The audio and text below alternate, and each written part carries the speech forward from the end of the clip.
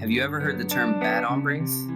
Often used to label people from south of the border as villains, this phrase has roots in a time when Mexican resistance fighters were unfairly branded by U.S. authorities. Let's explore how propaganda, deceitful tactics, and twisted policies were used by Uncle Sam to suppress indigenous Mexican families who were simply defending their land and way of life. Imagine living in a time where defending your home made you the enemy. Our story begins in the late 19th and early 20th centuries, a period marked by territorial expansion and cultural clashes. U.S. authorities, eager to control lands historically inhabited by Mexican tribes and families, resorted to branding these defenders as bad hombres.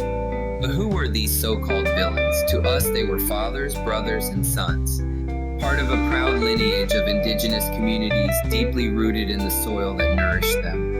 Families who lived off the land, respecting and preserving it for generations.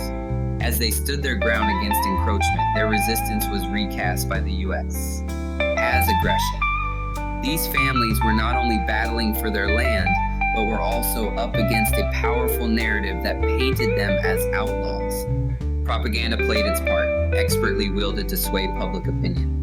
Newspaper articles of the era often depicted exaggerated tales of violence and lawlessness attributed to these fighters. The aim was simple, to portray them as threats that needed to be quelled, thus justifying military action against these communities.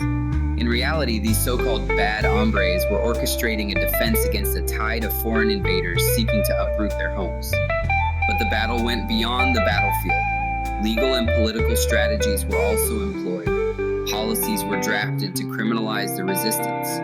Laws were bent and manipulated to strip away rights, and in some cases outright steal lands that were theirs by ancestral claim. The narrative of law and order became a convenient tool to displace families, severing them from their heritage under the guise of civilization. In these tumultuous times, the voices of our ancestors echo with defiance. They tell stories of unity against an overwhelming force, of resilience in the face of relentless oppression. These were our great-grandparents, leaving a legacy of courage and solidarity. Their fight wasn't just for land, it was a fight for identity, for history, for justice. Yet, even in this adversarial environment, there were flickers of hope.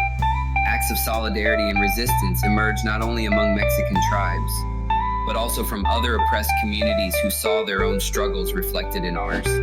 These collective efforts were beacons of unity, challenging the narrative and resisting the suppression of our stories.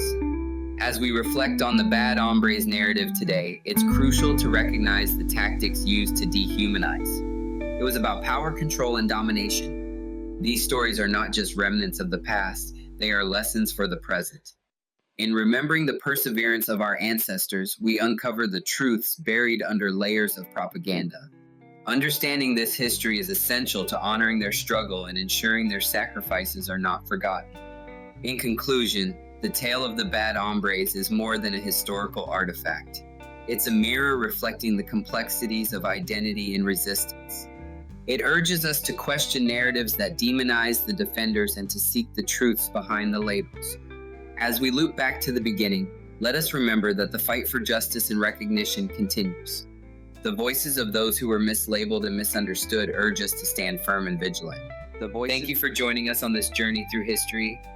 If you found this narrative compelling and want to explore more hidden tales from our past, follow our page, Relive in Secret, for more stories that need to be told. Until next time, let's keep the legacy alive and the conversation going.